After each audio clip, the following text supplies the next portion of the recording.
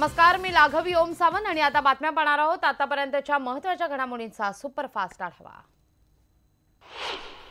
म्हशीच्या दुधाच्या दरात आजपासून प्रति लिटर 2 रुपयांनी वाढ होणार आहे। ही दरवाढ फक्त सुट्या दुधावर लागू होणार आहे। गोकुळ, गोवर्धन, अमूल यासारख्या पाकिटबंद दुधाचे दर मात्र कायम राहतील। मुंबई मिल्क असोसिएशन अंतर्गत मुंबई आणि ठाण्यात जवळपास 1700 डेअरींचा समावेश आहे।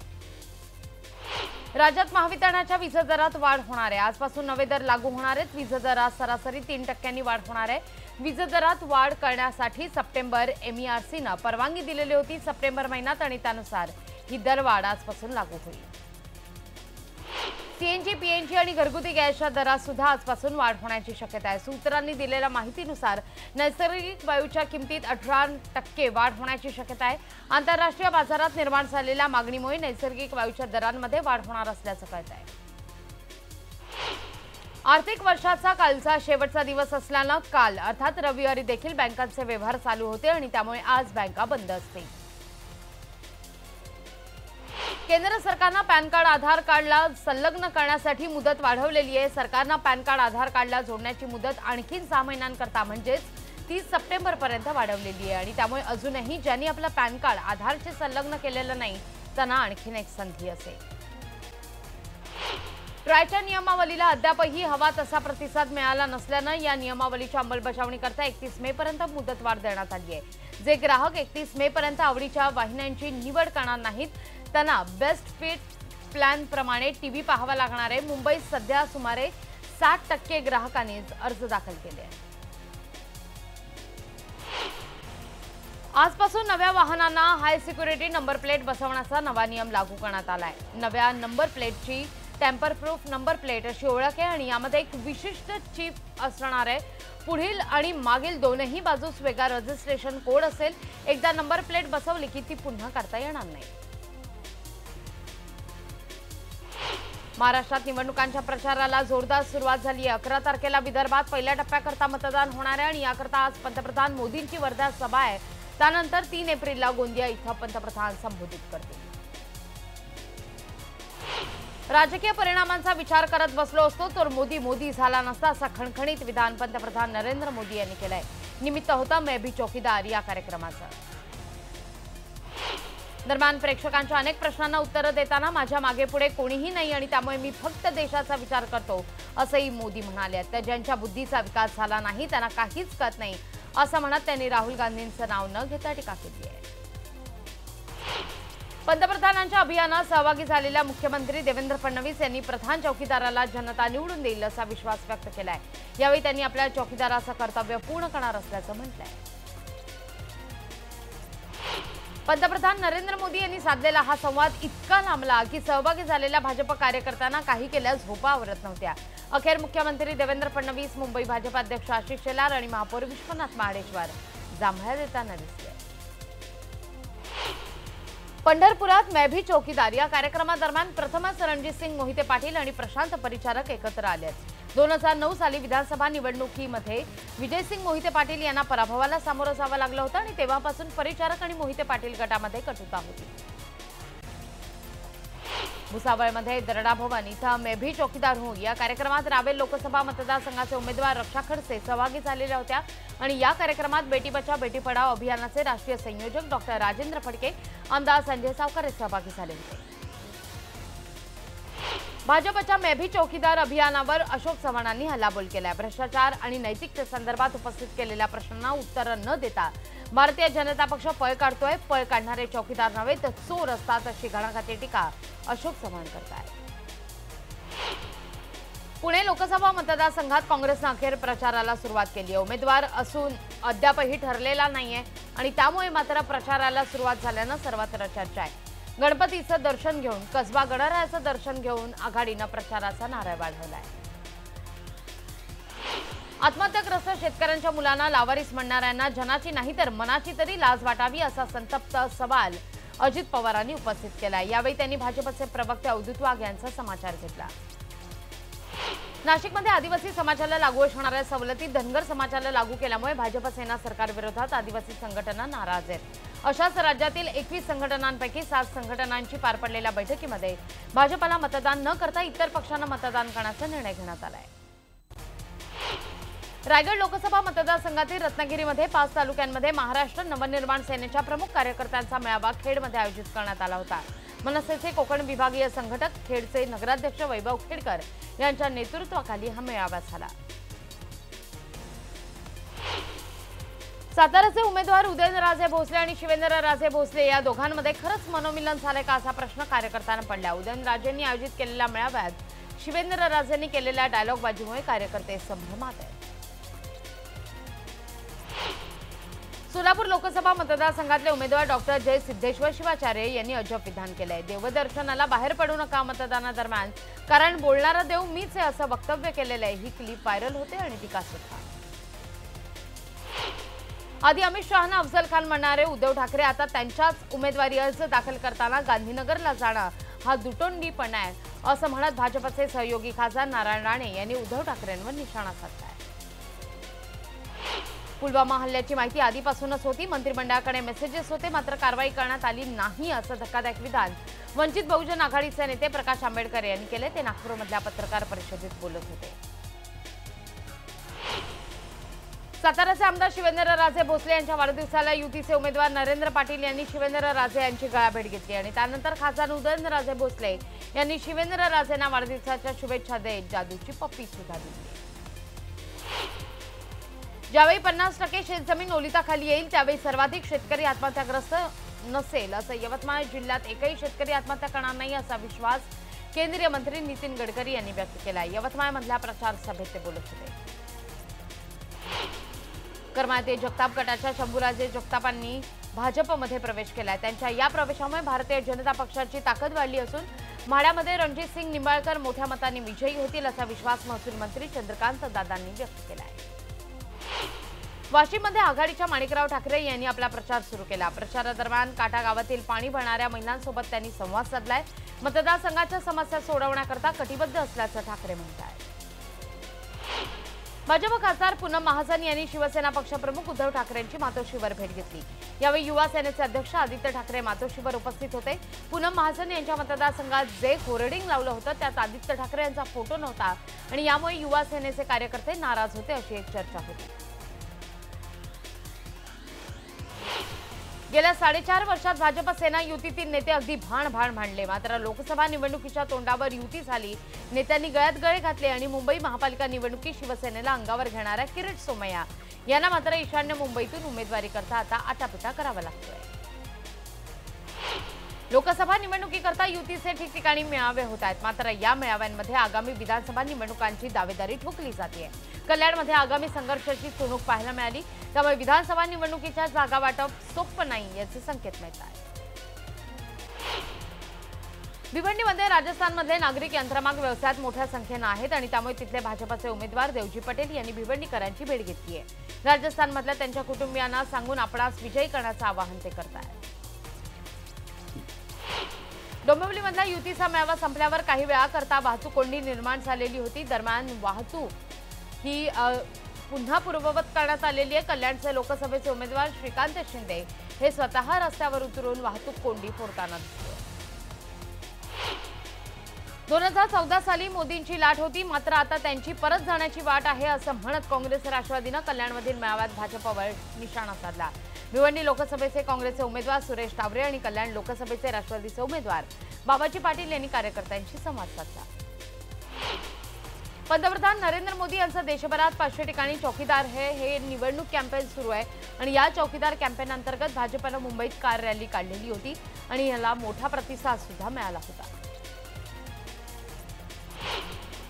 मोदी सरकारमुळे देशाची लोकशाही वाचवण्याकरता चळवळ उभी करण्याची गरज असून आपण चळवळीत उतरलोय असं सगळ्यांनी सहभागी होणं गरजेचं आहे असं आवाहन उत्तर मुंबईतील काँग्रेसच्या उमेदवार उर्मिला मातोंडकर यांनी व्यक्त केलंय। त्या कांदिवलीत आयोजित बैठकीत प्रचार सभेत बोलत होत्या। माजी खासदार आनंद परांजपे शिवसेनेतून बाहेर पडल्यामुळे विद्यमान खासदार डॉक्टर श्रीकांत शिंदेंची राजकारणात एंट्री झाल्याचं प्रतिपादन ठाणे जिल्हा पालकमंत्री एकनाथ शिंदे यांनी केलंय। ते कल्याण लोकसभा महायुतीच्या मेळाव्यात बोलत होते।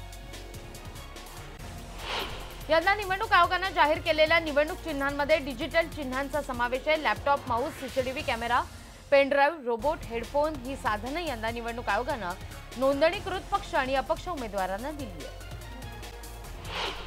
5 दिवसांवर आलेल्या गुढीपाडव्याच्या पार्श्वभूमीवर घर खरेदी करता बांधकाम व्यावसायिकांनी आकर्षक ऑफर्स दिल्या आहेत आणि 3.5 मुहूर्तांपैकी एक असलेल्या पाडव्यानिमित्तानं घराच्या बुकिंगला ग्राहकांची पसंती मिळते आणि त्यामुळे आता गृह खरेदीची उंच गुढी उभारली जाईल असा अंदाज बांधकाम व्यावसायिक व्यक्त करतात। मानाच्या संक्रमण शिबिरामध्ये वास्तव्यास असलेल्या मूळ रहिवाशांच्या यादीप्रमाणेच घुसखोरांचा शोध घेण्याकरता लवकरच ऑनलाईन यंत्रणेचा आधार घेतला जाणार आहे आणि त्या जोडीला उपकर प्राप्त इमारतीतील इमारतींच्या मास्टर लिस्ट नोंदणीसाठी ऑनलाईनची जोड दिली जाईल। कल्याण रेल्वे स्थानकातील धोकादायक पादचारी पूल अखेर पाडण्यात आलाय। सलग 2 रविवारी मेगा ब्लॉक घेऊन हा पूल अखेर पाडला गेला। पूल कापून त्याचे अजस्र असे तुकडे क्रेनच्या साह्याने बाजूला सारण्यात आलेत। सीएसएमटी दुर्घटनेनंतर जागा झालेल्या प्रशासनाकडून उशिरा का होईना कारवाई होती। डोंबिवली स्थानकातील धोकादायक पूल अखेर आजपासून बंद करण्यात येणार आहे। गर्दी झाल्यानंतर किंवा पुलाखालून जाताना त्याला हादरे बसत असल्याने प्रवासी जीव मुठीत घेऊन या ठिकाणाहून प्रवास करत होते। अखेर सातत्याने केलेल्या पाठपुराव्यानंतर पूल पाडण्यात येणार असून त्याऐवजी नवा पूल बांधण्यात येईल। डोंबिवलीच्या गणेश मंदिराजवळ पूर्व आणि पश्चिमेला जोडणारा पूल जर्जर झालाय। रेल्वेने काही दिवसांपूर्वी पूल हा धोकादायक असल्याचा फलक लावून नागरिकांनी जाऊ नये याकरता म्हणून पत्रकही वाटली, मात्र याकडे दुर्लक्ष करून नागरिकांकडून सातत्याने या ठिकाणी ये-जा सुरू आहे। राज्यातील औषध वितरकांची 246 कोटींची बिलं रखडल्यानं हाफकिनचा औषध पुरवठा थांबण्याचा विचार आहे। औषध पुरवठादारांच्या संघटनांनी हा विचार केलेला होता। अखेर परिस्थितीचं गांभीर्य लक्षात घेऊन आरोग्य विभागाच्या आयुक्तांनी बिलं तातडीनं मंजूर केली आहे। सिंहगड घाट रस्ता बंद असतानाही आम्ही तुम्हाला गडावर सोडतो असं सांगून स्थानिक जीप चालक पर्यटकांची फसवणूक करतायत। गडावर जाण्याकरता आवाजवी शुल्क आकारलं जातं आणि अर्धवट वाटेत सोडणाऱ्या या जीप चालकांवर कारवाई करावी अशी मागणी पर्यटक करतायत। चहा कपांवर मैं भी चौकीदारच्या जाहिराती करून तिकिटांवरही पंतप्रधान मोदी यांची छायाचित्र छापल्याची गंभीर दखल रेल्वेने घेतली आहे। रेल्वे मंडळाच्या अध्यक्षांनी रेल्वेच्या आवारातील सगळ्या राजकीय जाहिराती काढून टाकण्यास आदेश दिले आहेत। पुणे शहरासह परिसरातील पॅकेज जार बाटल्यांची गुणवत्ता तपासण्याकरता आता एफडीएची धडक मोहीम सुरू करणार आहे। मोहिमेदरम्यान बेकायदा विनापरवाना चालवणाऱ्या कंपन्यांवर कारवाई केली जाणार आहे। राज्यभरात मोठ्या प्रमाणावर पारा हा वाढतोय। तापमानाचा पारा वाढतोय। नागपूरमध्ये सर्वोच्च तापमानाची नोंद झाली आहे। नागपूरमध्ये 43.3 अंश सेल्सिअस तापमान नोंदवलं गेलं आणि त्यामुळे नागरिक प्रचंड हैराण आहेत। अमरनाथमधल्या स्कायवॉकवरून पडून कल्पना संपत या महिलेचा मृत्यू झाला होता। त्यांचा मृतदेह घेण्याकरता 24 तास उलटले देखील कोणी आलं नाही। जमील शेख या एकानं त्यांच्या मृतदेहावर अंत्यसंस्कार केले। भावाचं दर्शन अमरनाथमध्ये घडलंय। पंढरपूरमध्ये भायवडीत नीरा कालव्याचं पाणी सोडत नसल्याच्या निषेधार्थ शेतकऱ्यांनी रास्ता रोको आंदोलन केलं। पाटबंधारे विभागाचे अधिकारी आंदोलनस्थळी न आल्यानं संतप्त शेतकऱ्यांनी अधिकाऱ्यांचं तेरावं घातलं। पाणी सोडल्यास आंदोलन तीव्र करण्याचा इशारा दिला। मुंबई गोवा महामार्गावर सिंधुदुर्गातील ओरस फाट्याजवळ एक लक्झरी बसनं अचानक पेट घेतला। बसच्या एसी मधून अचानक धूर आल्यानं चालकानं गाडी थांबवली, पण तोपर्यंत गाडीनं पेट घेतलेला होता। सुदैवाने जीवितहानी नाही। कल्याणमध्ये एका कार चालकानं कुत्रीच्या अंगावर कार चढवल्यानं यामध्ये कुत्रीचा मृत्यू झाल्याची घटना घडली आहे। तर ही घटना सीसीटीव्हीमध्ये कैद झाली। या प्रकरणी गुन्हा दाखल करण्यात आला असून आरोपी रमेश जाधवला अटक करण्यात आली आहे। नागरिक मात्र अद्यापही संतापले आहेत।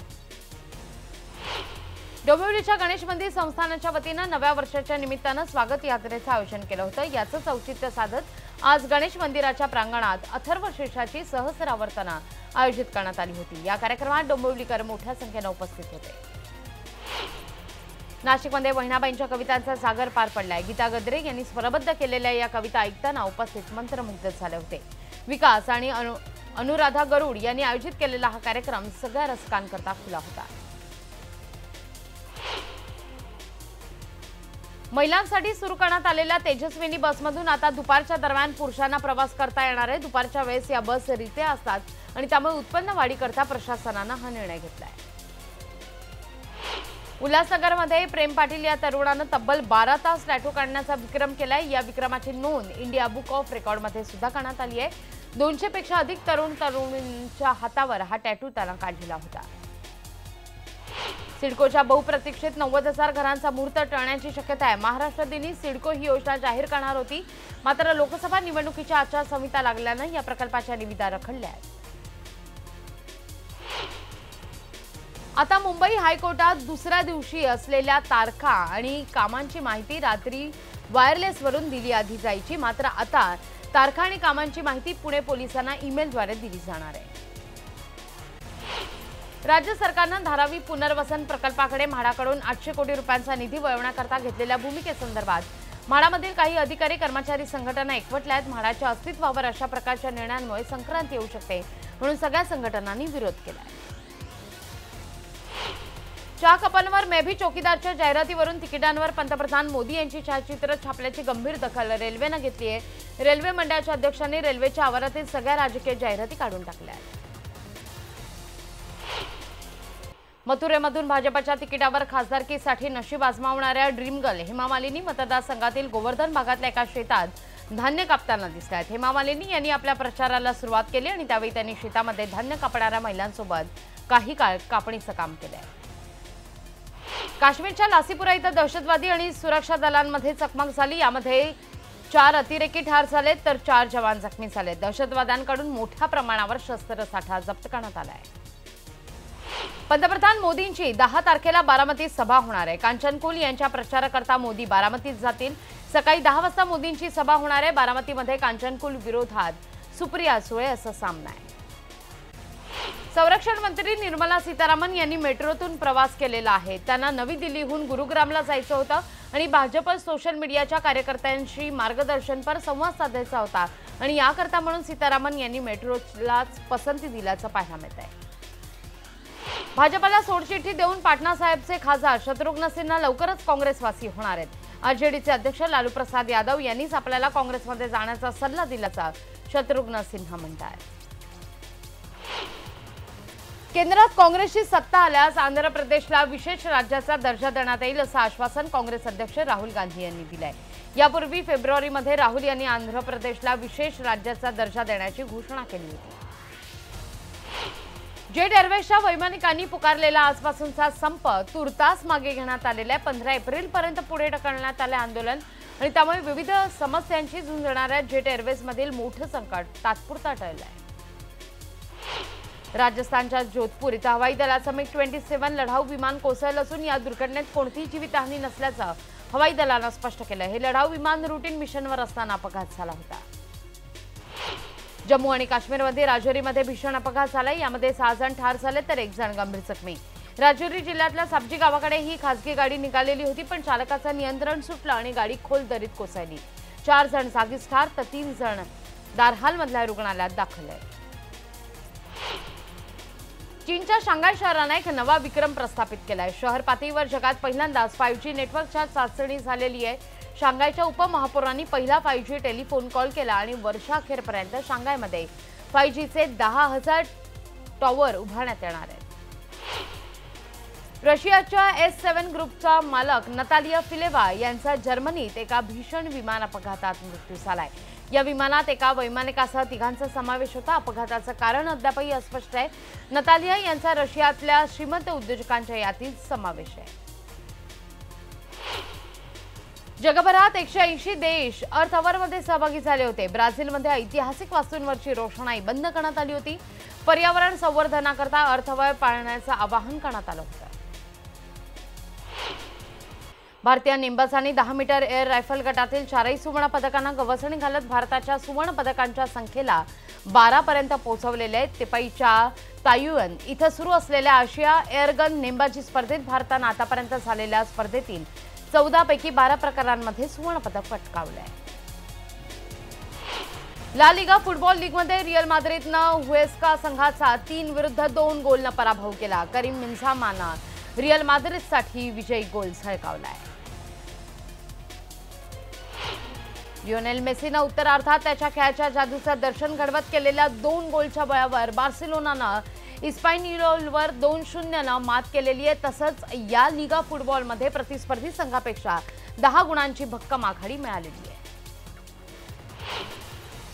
क्रिस्टियानो रोनाल्डोच्या अनुपस्थितीत संधी मिळालेल्या उद्योन्मुख युवा फुटबॉलपटू मोइस्किन यानं 1 गोल लगावत युवेंटसला इम्प्लोई विरुद्ध विजय मिळवून देण्यात मोलाची भूमिका बजावली। यामुळे सीरिया ए लीगच्या गुणतालिकेमध्ये युवेंटसला 18 गुणांची आघाडी मिळाली आहे।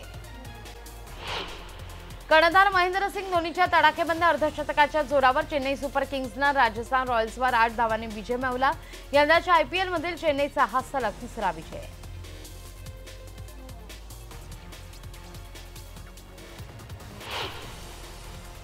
इंडिया ओपन बॅडमिंटन स्पर्धेतील पुरुष एकेरीच्या अंतिम फेरीतील सामन्यात किदंबी श्रीकांतचा पराभव झालाय।